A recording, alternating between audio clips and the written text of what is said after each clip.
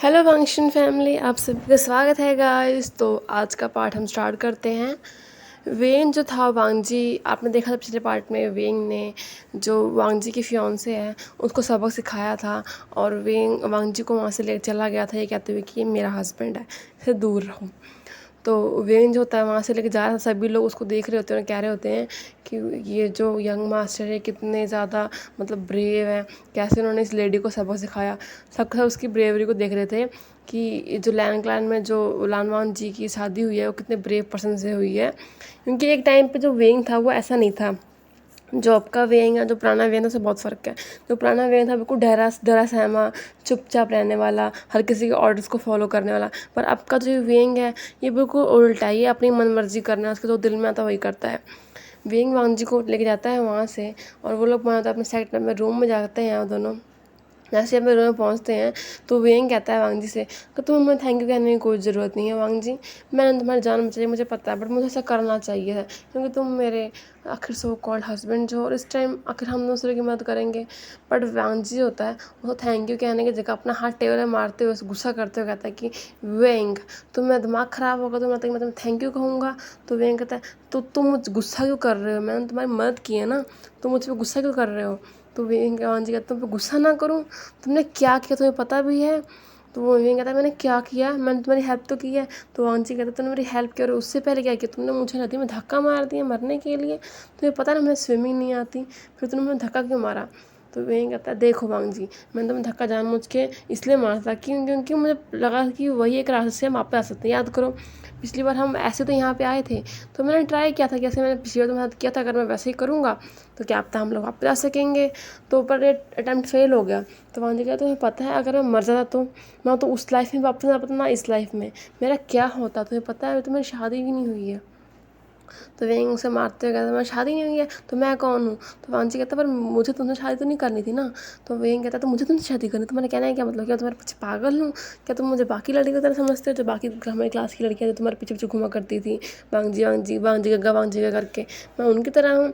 तुम हो गए हैंडसम पर मेरे भी कुछ स्टैंडर्ड है, और अगर मुझे किसी मैन को लाइक करना ही होगा ना तो मैं किसी मैं हाँ मैं जेबून जैसे पर्सन को लाइक करूँगा। तो कहता क्यों, अच्छा तुम मेरे ब्रदर जैसे पर्सन लाइक करोगे। तो हाँ क्योंकि वो एक्सीलेंट पर्सन है, मैं तुम्हारे ऐसे कोल्ड बिल्कुल ही बुक वॉर्म किताबी कीड़े को क्यों पसंद करूँगा। इसके साथ ना कोई फ़न है ना कोई इन्जॉयमेंट है, ना तो अपने दिल की बातें करते हो, मैं तो बिल्कुल बोर हो जाऊँगा। तुम्हें लगता है मैं तुम्हें लाइक करूँगा, तुम शादी करूँगा, हर किस नहीं, मैं तो आप शादी को नहीं मानता हूँ। मैंने सिर्फ ट्राई किया था कि हम वापस आ सकें, तुम इतना गुस्सा क्यों कर रहे हो। तो वहाँ ज़्यादा क्यों गुस्सा कर, तुमने एक बार मुझे बताया कि मैं ऐसा करने वाला हूँ, मैं कम से कम प्रिपेयर तो रहता, तूने मुझे ऐसे धक्का मार दिया। तो वेंग कहता इसमें क्या हो गया, मैं तो बचाने आया था। तो वेंग कहता वांगजी कहता हाँ तो मुझे बचाने आए थे, जैसे खुद अच्छे तैरना नहीं आता, पिछली बार मुझे याद है दोनों साथ में डूब रहे थे और उसकी वजह से हम यहाँ आ गए। तो वेंग कहता फिर क्या हो गया, मैं कम से कम तुम्हारा मरने को तैयार था ना।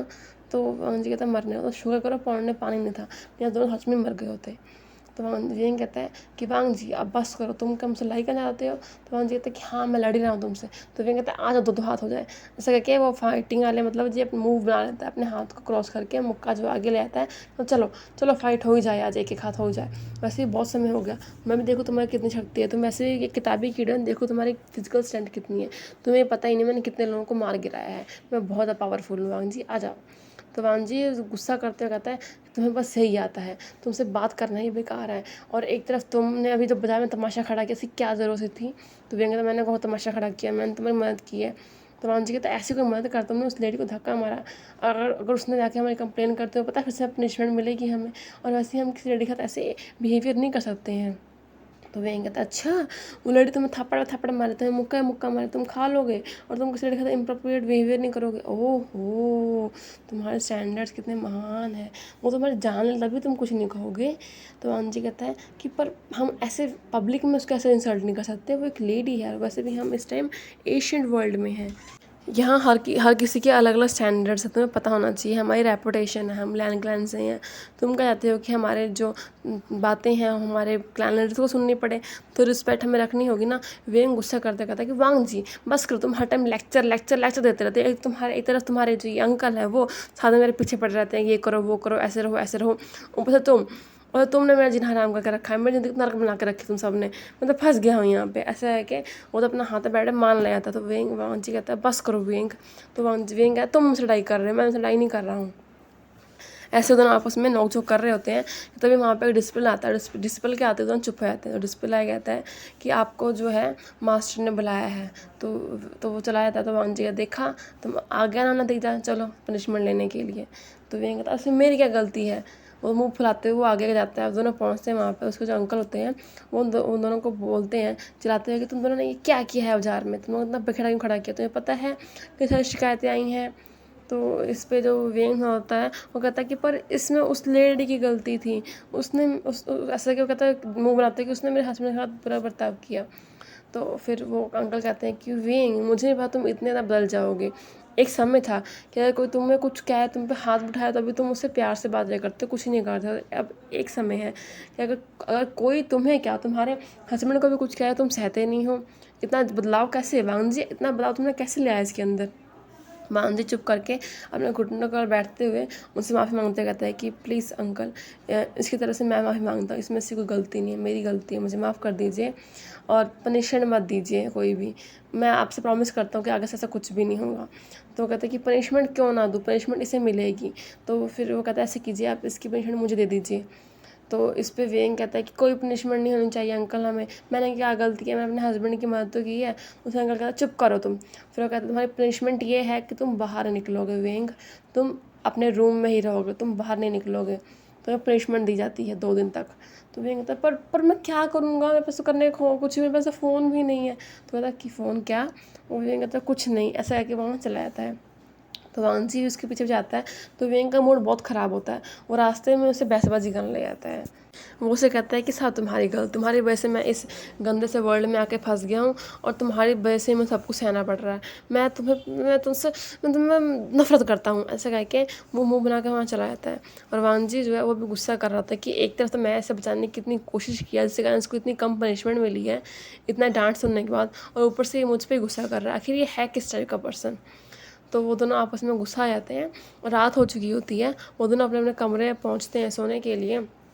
तो जो वांग जी होता है वो नीचे अपने वही कंबल लेकर सो जाता है और वेंग ऊपर, और वेंग होता है उसकी तरफ देखता भी नहीं, मुंह अपना घुमा लेता है पीट करके और सो जाता है। तो वांग जी उसे कहता है कि लाइट बंद कर दो वेंग, जो मोमबत्ती उसे बुझा दो। तो वेंग को जवाब नहीं देता है। तो वांग जी फिर से कहता है वेंग। तो वेंग चिल्लाता कहता है मैं तुम्हारा कोई काम नहीं करूँगा, मुझे कुछ मत कहो ठीक है, मैं तुम्हारी बात नहीं सुनी, मैं तुम्हें नहीं देखना है। ऐसा है कि अपना फिर से मुंह घुमा चादर अपने मुंह पर डाल लेता है। तो वांग जी भी गुस्से में जो खिड़की को बहुत तेज़ बंद करता है और मोमबत्ती को बुझा के वो भी सो जाता है। इधर वेन होता है वो भी बहुत गुस्से में होता है, सो जाता है। जब वो सपने में होता है, सोते हुए ही उसको मतलब कि एक ड्रीम आता है। ड्रीम में वो देखता है कि जो वेंग होता है वो अपने रूम में होता है और उसके रूम में जो है वांग जी आता है। और वांग जी बहुत गुस्से में होता है, उसने थोड़ी सी मतलब कि उसके ड्रीम में, और वो आते ही उसकी आंखें रेड होती हैं।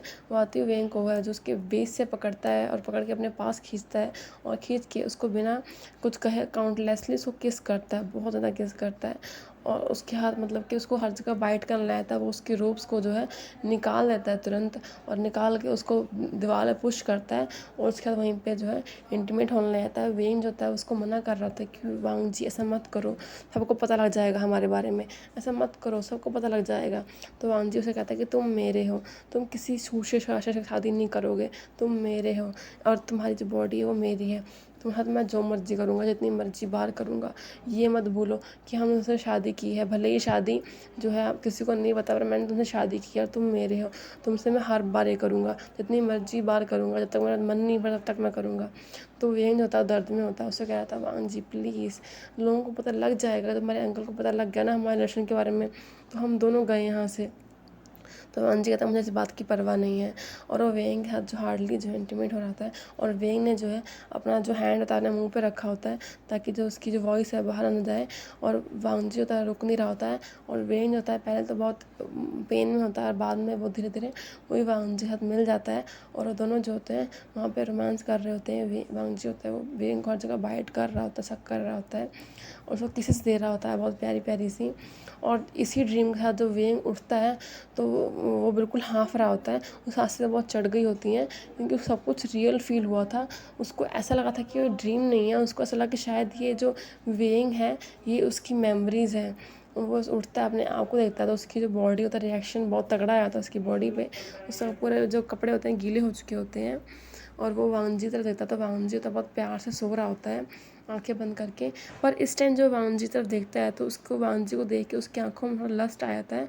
तो वो अपने आप को थप्पड़ मारते हुए कहता है कि मैं क्या कर रहा हूँ, वो शायद एक ड्रीम था या पता नहीं पास्ट, पता नहीं क्या था, जो भी था, पर मुझे वांगजी के बारे में ऐसा नहीं सोचना है।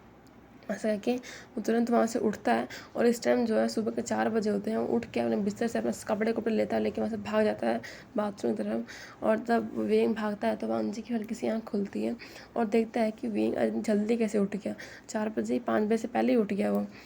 तो फिर वो भी उठ जाता है और वो भी जो है बाहर निकल जाता है। अंदर वेंग होता है बाथरूम में जाके अपने आप को ठीक करता है, ठीक करके बिल्कुल काम हो जाता है। काम होके अपने क्लोथ्स वगैरह सबको वॉश करता है और डालता है उनको सूखने के लिए। और जब वो अंदर आता देखता है कि वांगजी यहाँ पे नहीं है तो वो उसको थोड़ा रिलैक्स होता है, चलो उसको वांगजी को फेस नहीं करना पड़ेगा। वो बेड पे बैठता है और सोचने लगता है कि उसने जो आज ड्रीम देखा, उस ड्रीम में उसने जो सब देखा वो इतना रियल लगा। और उसकी बॉडी मतलब कि वो सोच रहा था कि क्या ये ड्रीम था कि ये जो वेइंग की असली मेमोरीज़ है, क्योंकि वो उसकी बॉडी के अंदर है।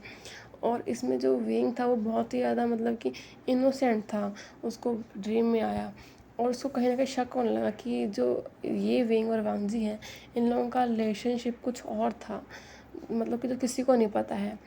ऐसे कि बिस्तर पर बैठ जाता है और गहरी गहरी सांसें ले रहा होता है और वो बाहर निकलता है।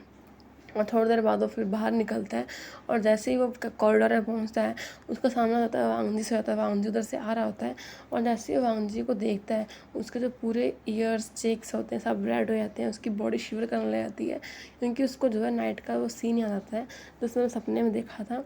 और वो मतलब थोड़ा अराउज होने लग जाता है। तो वो क्या करता है, वांगजी सोचता है कि उसे वेंग के पास जाके बात करनी चाहिए और जो भी उन लोगों की फाइट जैसे ख़त्म करना चाहिए क्योंकि वो दोनों एक दूसरे के सहारा हैं यहाँ पे और ऐसे वो दोनों आपस में लड़ नहीं सकते हैं।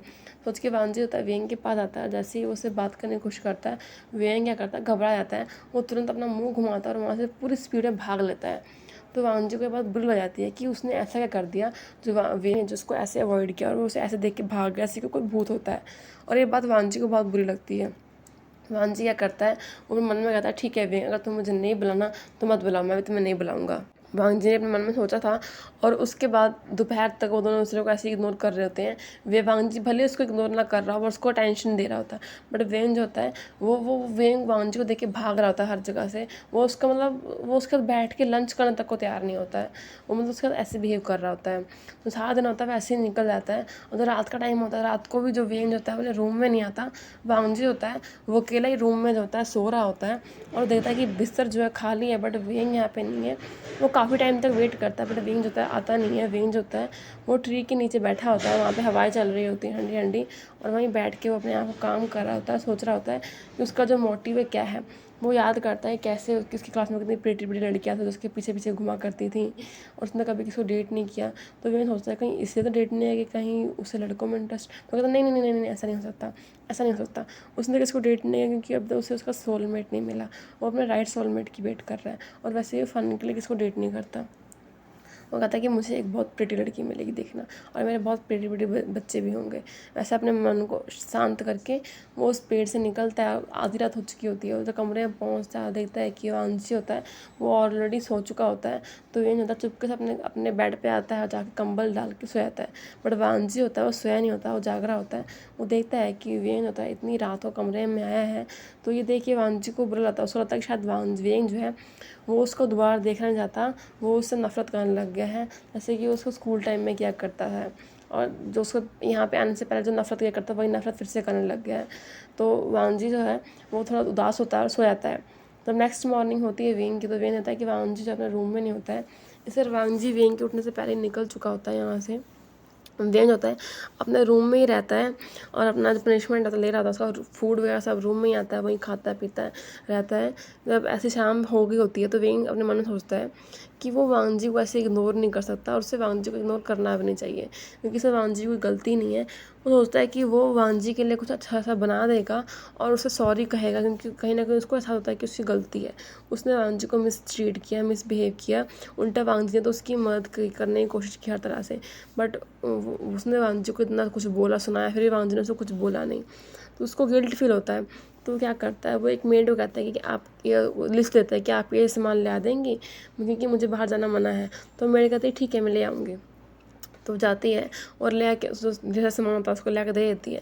तो वेन होता है उसको वैसे कुछ खास बनाना तो नहीं आता है, बट फिर भी वो ट्राई करता है और वो बहुत मुश्किल से जो है एक डिश को प्रिपेयर कर लेता है और प्रिपेयर करके उसको डेकोरेट कर देता है अच्छे से। और उस डिश के ऊपर ना वो एक स्माइली फेस बनाया जाता है और बना के और उसको ढाँक देता है। रात हो चुकी होती है, वो वांगजी का वेट कर रहा होता है उसको था कि ये जो डिश है दोनों साथ में खाएंगे, क्योंकि एक डिश पे थोड़ा मतलब कि रोतू सा फेस बनाता है, एक फेस स्माइली बनाता है। तो ये दोनों डिश दोनों उसने बनाई होती है ताकि वांगजी को दिखा के उसको खुश कर सके।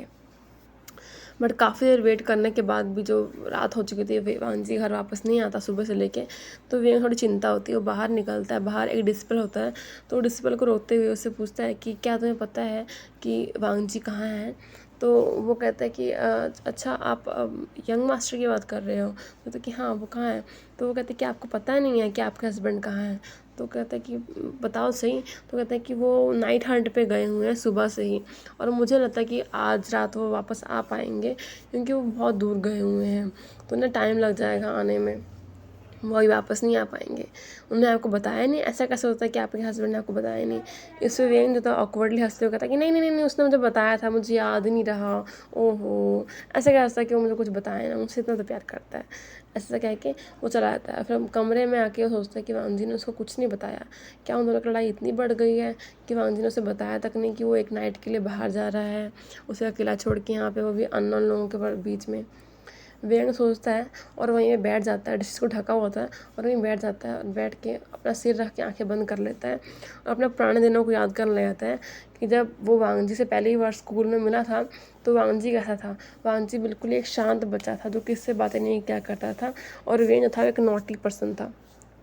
जब पहली बार वो वांगजी से मिला था तो उसने वांगजी की जो कैंडी है वो छीन ली होती है, बट वांगजी ने उसे कुछ नहीं कहा होता है, उल्टा वो वेंग को एक और कैंडी दे देता है और उसे कहता है तुम्हें और चाहिए तुम और ले लो।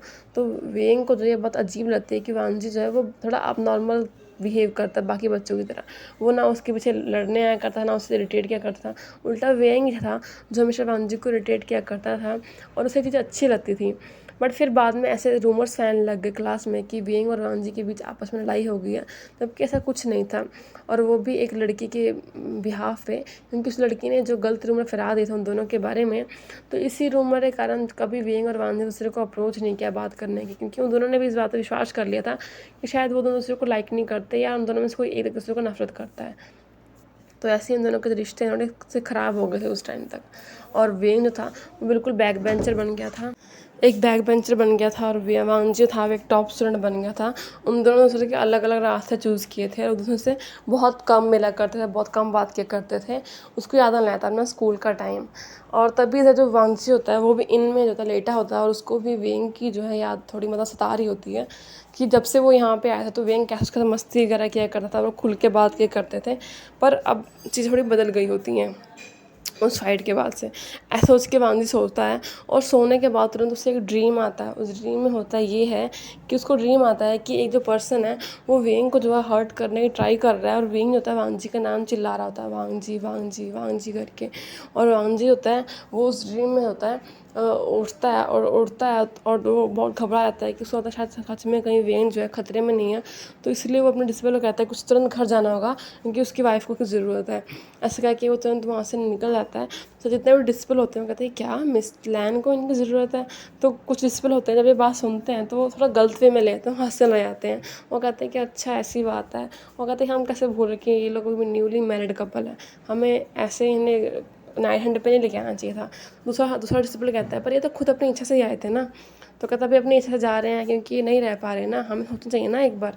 तो वो लोग हंसते हैं और वांगजी होता है वहाँ से निकल गया होता है और वो मतलब कि अपनी स्वॉर्ड को जो है उड़ा रहा होता है। उसको अच्छे से उड़ानी नहीं आती होती अपनी स्वॉर्ड को। वो बहुत वीक होता है इन चीज़ों में, क्योंकि कभी उसने मतलब ये सब किया नहीं होता। भले ही वो प्रैक्टिस कर रहा था दिनों से, बट फिर भी उसकी स्वॉर्ड तो थोड़ी ऊपर नीचे ऊबड़ खाबड़ उड़ रही होती है। ऐसे ही करते करते वो लेट नाइट तक मतलब पहुंच जाता है। क्लाउड सेस अपने रूम में जाता है और तो देखता है कि वेन जो होता है वो लेटा होता है, और उसने वैसे ही लेटा होता है। जैसे वो वेंग पे आता है, वो कहता है वेंग वेंग। जैसे ही वेंग होता है वांग जी को देखता है, वो कहता है वांग जी होता है तुरंत वेंग को हक कर लेता है, तुम ठीक तो हो? तो वेंग कहता है वांग जी तुम, अपनी आंखें मलते हुए कहते इतनी रात तो क्या मैं सपना देख रहा हूँ कल की तरह? ऐसे करके तुम ही हो ना? ऐसे कि अपना हाउस के चिक्स पे ले आता। तो वांग जी कहता सपना नहीं, मैं सच में हूँ वेंग, मैं ही हूँ। तो तुम ठीक तो हो ना? तो वेंग कहता है हाँ मैं ठीक हूँ। तो क्या हुआ? तो वांग जी कहता है नहीं नहीं कुछ नहीं बस। तो फिर वेंग कहता तुम तो कल आने वाले थे ना, मुझे डिस्पर्स ने बताया था। तो वांग जी कहता है कि नहीं वो बस मुझे लगा कि तुम मुसीबत में हो, तो मैं कहा छोड़ो इन सब बातों को, तुम ठीक तो हो? तो वेंग थोड़ा स्माइल करता था, तुम इसलिए आए कि तुम्हें ऐसा लगा शायद मैं मुसीबत में हूँ? तो वांजी वेंग की स्माइल का देखता है कि वेंग कितनी प्यारी स्माइल कर रहा। तो वांजी कहता है नहीं वो बस ऐसे ही चलो चलो सो जाते हैं, वो ऐसे ही कह रहा था। तो वेंग वांजी का हाथ पकड़ रहा था पीछे से, और कहता है पीछे हाथ पकड़ के कहता है थैंक यू आने के लिए। और ऐसे कह के वो पीछे से हक करते हुए कहता है आई एम सॉरी, मुझे माफ़ कर दो मेरे बिहेवियर के लिए। और वेंग का जो ये एक्शन था ये वांजी को बिल्कुल फ्रीज कर देता है। उसकी जो हार्ट बीट होती है बिल्कुल बढ़ जाती है। उसका हार्ट बाहर ही आ जाएगा। और फिर थोड़ी देर बाद वो वेंग को दूर करते हुए कहता है कि मुझे ही माफ़ कर दो, मेरी भी गलती थी। तो वेंग कहता है नहीं मेरी गलती ज़्यादा थी। तो वांग जी कहता है मेरी भी गलती थी। ऐसा कह के वो उसका हाथ पकड़ता है और उसको बिठाते हुए कहता है वांग जी को कि वांग जी मैंने तुम्हारा डिनर बनाया था पर ठंडा हो गया है, तो तुम खाओ नहीं पाओगे, पर तुम एक बार देख लो। ऐसा कह जैसे वो बाउल हटाता है और देखता है वांग जी कि स्माइली फेस है और एक सैड फेस है। तो वांग जी होता है हल्का स्माइल करता है। तो वेंग कहता है कि मैंने ये बनाया था, तुम्हारा दोबारा गर्म कर दूँ उसे मैं, तुम खाओगे कि नहीं खाओगे या फिर मैं ऐसे क्या करूँ? तो वांग जी कहता है नहीं नहीं तुमसे गर्म मत करो, तुमने इतने प्यार स्माइली बनाया ये ख़राब हो जाएगा, मैं इसे खाऊंगा। तो ऐसे है कि वो खाता है। फिर से पूछा तुमने खाया? तो कहता कि नहीं मैंने नहीं खाया, मैंने अभी खाना था पर तुम नहीं थे तो फिर मेरा दिल नहीं किया। तो वांग जी ये करता है, वो अपने चॉपस्टिक से ही खाना निकाल के उसके मुंह में डालते हुए तुम भी खा लो। और वांग जी का ये स्वीट जो एक्शन है वो देख के वेंग के जो काम होता है बिल्कुल रेड हो जाते हैं और कहता है कि ठीक है। फिर वो भी खा लेता है चॉपस्टिक से। दोनों खाने के बाद वो दोनों जो हैं वो सोने जा जाते हैं। और बाहर जो होते हैं बहुत तेज़ हवाएं चल रही होती हैं। तो वेंग कहता है कि बाहर बहुत तेज़ हवा चल रही है। ऐसा करके वो बिस्तर पर लेटता है और उसके पास जो होता है उसका तो ब्लैंकेट नहीं होता, क्योंकि ब्लैंकेट जो था वांग जी नीचे लेके सोया करता था। बहुत तेज़ हवाएं होती हैं। तो वेंग होता है खिड़की बंद करता है कि हवा ना आए अंदर, और मोमबत्ती को बुझा देता है और उसे सो रहा होता है, पर उसको ठंड लग रही होती है। वो बार बार करवटें जब बदल रहा होता है। जब वांग जी देखता है कि वेंग को ठंड लग रही है, तो क्या करता है वो आता है आके अपना जो ब्लैंकेट है उसको ऐसे झाड़ता है, झाड़ के और वेंग के ऊपर डाल देता है और खुद ऐसे हो जाता है। जो वेंग ये देखता है कि उसके पास ब्लैंकेट आ गया और वांग जी ऐसे ठंड में नीचे सो रहा है, तो उसको बुरा लगता है। तो वो वांग जी से कहता है वांग जी तुम ऊपर आ जाओ। तो वांग जी कहते क्या? कहते कि हाँ तुम ऊपर आ जाओ, तुमने अपना ब्लैंकेट मुझे दे दिया, ठंड है बहुत, ठंडी हवाएं चल रही हैं, तो बीमार हो जाओगे, ऐसे आ जाओ ऊपर, बेड बहुत बड़ा, हम दोनों साथ में सो जाएंगे।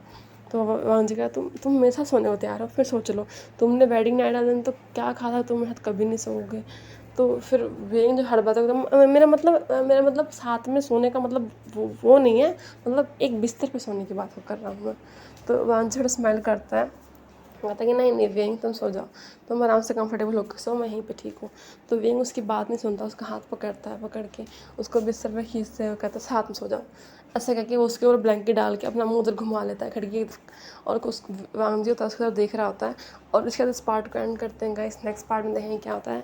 थैंक यू सो मच, उम्मीद है आपको पार्ट अच्छा लगा होगा।